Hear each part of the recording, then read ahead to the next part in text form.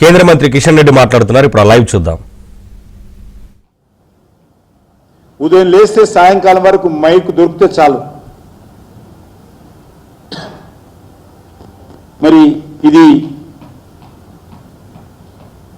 మార్పు అంటే ఏంది అని చెప్పాల్సినటువంటి అవసరం ఉంది. ప్రజాపాలన అంటే ఏంది? అప్పుల పాలన. ఇప్పటికే ఒక దిక్కు మీరు వడ్డీ కట్టలేకపోతున్నాను, కేసీఆర్ చేసినటువంటి వడ్డీ కట్టడానికే మళ్ళీ అప్పు చేయాల్సిన పరిస్థితి ఏర్పడింది. ఏ రకంగా సంక్షేమ కార్యక్రమాలు అమలు చేస్తానని చెప్తున్నటువంటి మీరు వచ్చిన తర్వాత 1,52,000 కోట్ల రూపాయలు అప్పు చేశారని చెప్పి ఈరోజు వార్తలు వస్తూ ఉంటే, నివేదికలు మీరు బయట పెడతా ఉంటే, మరి మీరు కూడా గతంలో పరిపాలించినటువంటి కేసీఆర్కు మీకు ఉన్న తేడా ఏంటో చెప్పాల్సినటువంటి అవసరం ఉంది. తెలంగాణకు ఒరిగిందేంటో చెప్పాల్సిన అవసరం ఉంది. మీ ద్వారా తెలంగాణకి ఏం ఒరిగిందని అడుగుతా ఉన్నా. ఏం మార్పు వచ్చిందో తెలంగాణలో చెప్పాలి.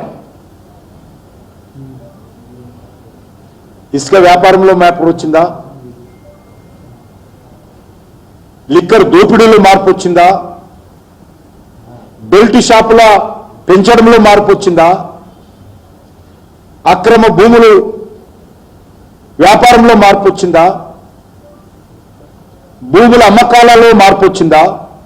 అప్పులు చేయడంలో మార్పు వచ్చిందా? అహంకారపూరితమైనటువంటి మాటలు మాట్లాడడంలో మార్పు వచ్చిందా?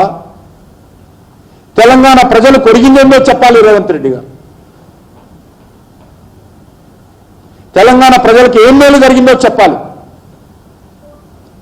నిన్న చెప్పాడు, ఈ 5 సంవత్సరాలు ఎప్పుడు పోతాడని తెలంగాణ ప్రజలు చూస్తున్నారు. లేదు, నేను ఇంకో 5 సంవత్సరాలు మళ్ళీ వస్తాను.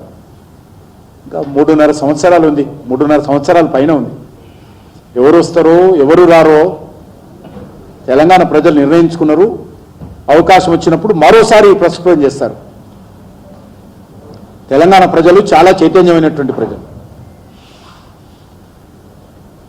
గత పార్లమెంట్ ఎన్నికలు చూశారు, మొన్న ఎమ్మెల్సీ ఎలక్షన్స్లో చూశారు. అవసరం వచ్చినప్పుడు తప్పకుండా అందరికీ కర్రు గాచి వాత పెట్టేటువంటి అలవాటు తెలంగాణ ప్రజలకు బాగా తెలుసు.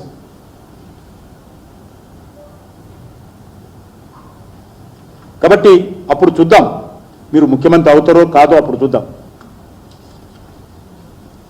అంతెందుకు, ఏమాత్రం తేడా లేదనడానికి ఈ యొక్క జీవో,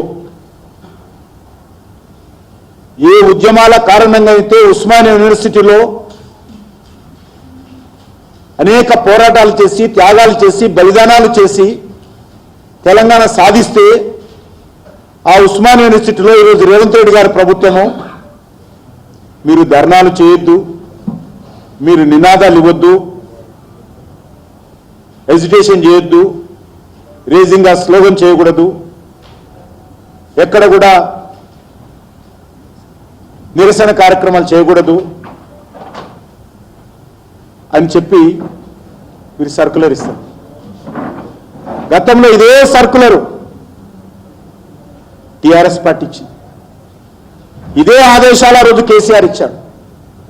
ధర్నా చౌక్లో కూడా ఇదే ఆదేశాలు ఇచ్చాడు ఆ రోజు. కాబట్టి ఏ మార్పు వచ్చిందో చెప్పాల్సినటువంటి అవసరం ఉంది.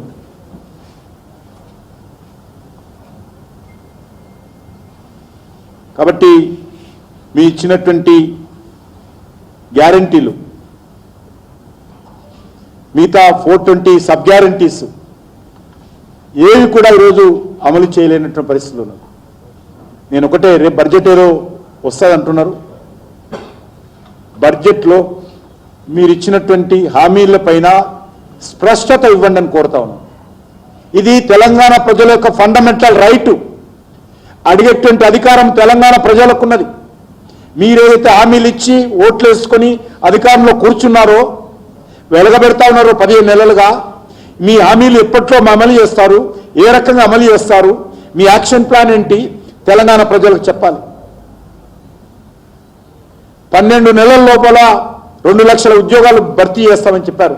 2024 డిసెంబర్ లోపల 2 లక్షల ఉద్యోగాలు మనం చూసాం. ఈరోజు రైతుల రుణమాఫీ కావచ్చు,